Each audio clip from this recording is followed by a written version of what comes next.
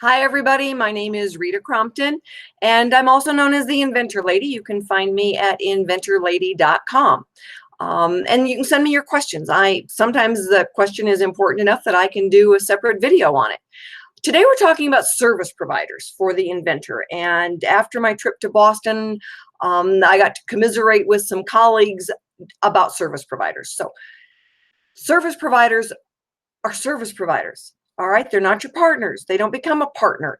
When I hear an attorney say, well, I become like your partner. No, they're not your partner. They're going to send you an invoice and they expect you to be paid whether you are successful or not.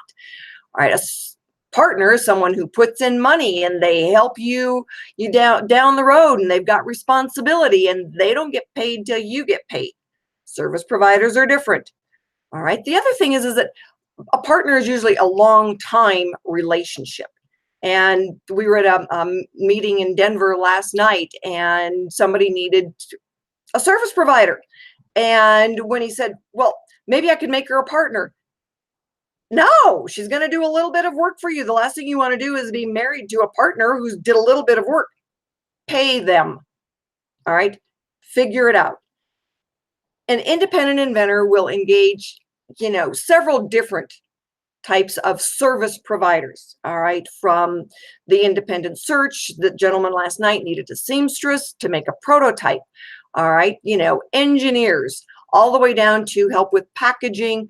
Most really good service providers know they're not your partner. They're going to send you an invoice. They don't want to be married to you forever either.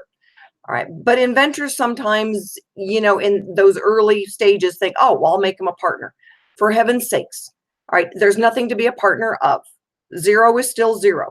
All right. You've got money going out the door. You don't have anything coming in the door. And most of them who've been down this road making prototypes or being involved with an early stage inventor, they know that. All right. So you don't want to be trying to get somebody in who's going to act as a partner. All right. One, they're going to be giving you services. They should be paid for those services. So you're done. You're free and clear. The next thing is, a non-disclosure, non-compete. All right. There's a difference between a non-disclosure and a non-disclosure, non-compete. All right. And a lot of times I've seen inventors, they will have someone sign a non-disclosure, and the next thing they know, that person's competing against them. Well, they didn't tell anybody. So I give away non-disclosure, non-competes free. It's just send me an email and ask me for the document. It's a very simple one-page document. I'm not going to tell anybody, and I'm not going to compete against you. That's what you want.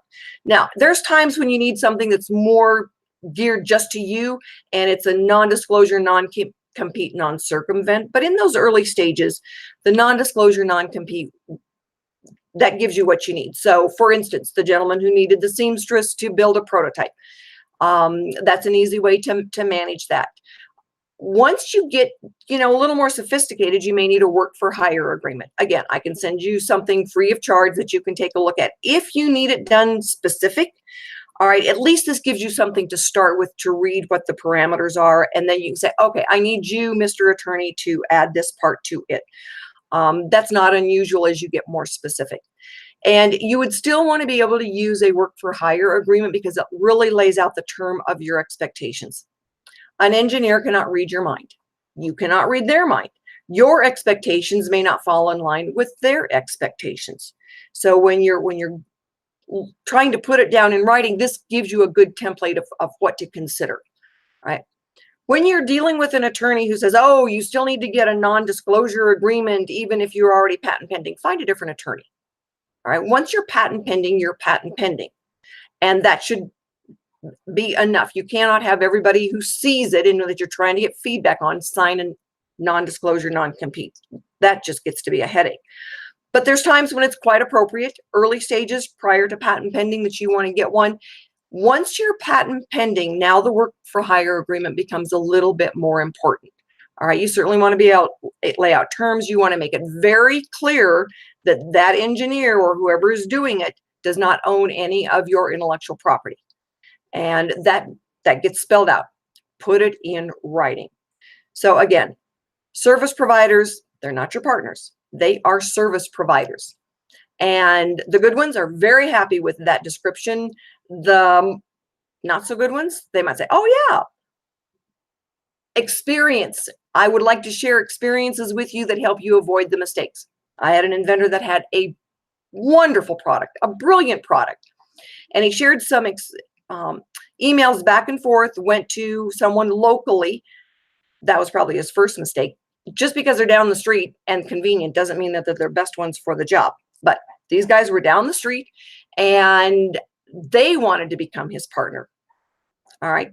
That should have been another red flag waving at him in big, bold, bright, flashing letters. Because what happened was, instead of saying no, he facetiously wrote back, "Oh, sure. And what else do you want?" That was enough to put in play the fact that he had agreed to let them become his partner.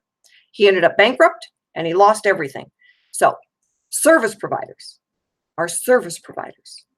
Keep them in that frame of mind, and you will be much happier when you get down the road. My name is Rita Crompton.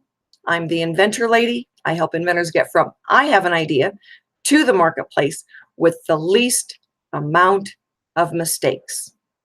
So you can shoot me a question. I would love to make a video related to that question. Thank you very much and have a wonderful weekend.